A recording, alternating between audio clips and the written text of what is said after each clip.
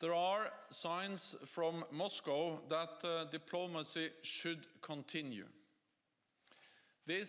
NATO Genel Sekreteri Jens Stoltenberg, Rusya'nın bazı birliklerinin geri döndüğü açıklaması üzerine, Ukrayna sınırlarında güçlerin azaldığına dair işaret görmediklerini söyledi. Stoltenberg, yarın başlayacak ve 2 gün sürecek NATO Savunma Bakanları toplantısı öncesinde basına açıklamalarda bulundu.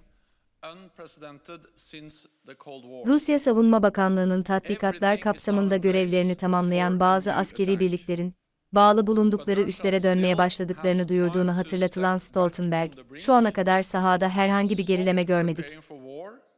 Ukrayna sınırlarında Rus askeri personelinin azaldığına dair herhangi bir işaret görmedik, ifadelerini kullandı.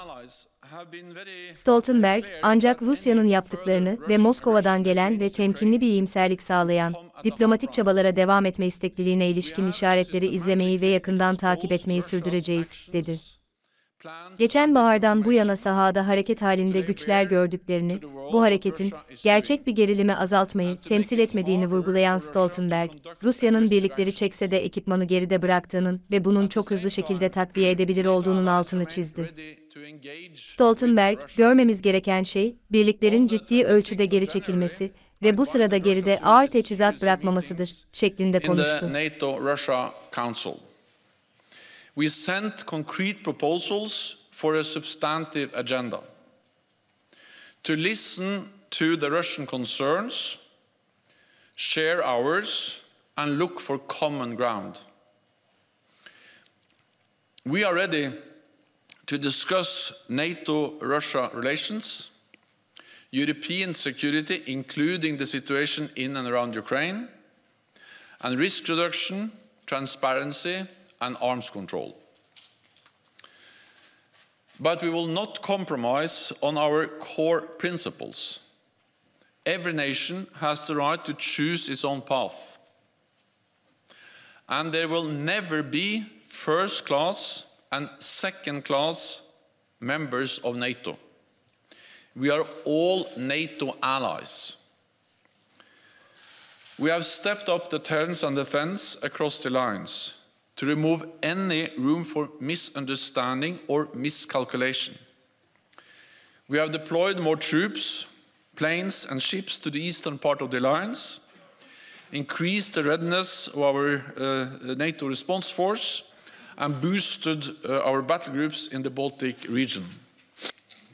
So far, we have not seen any de-escalation on the ground, not seen any signs of reduced Russian military presence on the borders of Ukraine. But we will continue to monitor and to follow closely what Russia is doing. And the signs coming from Moscow about a willingness to continue to engage in diplomatic efforts, that gives some reason for cautious optimism. But we will, of course, follow very closely what's happening on the ground and whether this is reflected in some real de-escalation of the Russian military build-up in and around Ukraine. What we have seen on the ground, actually since last spring, is that they are moving forces around, but that doesn't represent a real de-escalation. And we're also seeing that sometimes they move into a position with combat-ready troops and a lot of heavy equipment. And then they take out some of, or perhaps even most of the troops, but they leave the equipment behind. And then they can very quickly reinforce and move all the people back, all the troops back again if needed. So the movement of forces, the movement of Russian capabilities doesn't represent real de-escalation. But we will monitor, we will follow what they are doing, and of course we call on them to de-escalate, to withdraw troops, because the Russian military build-up in and around Ukraine is unprecedented, not only with a high number of combat-ready troops, but all the support, all the combat enablers they need to actually conduct a full-fledged invasion of Ukraine. And with all these forces, all these capabilities in place, Russia can conduct an invasion of Ukraine with very little or hardly any warning time at all.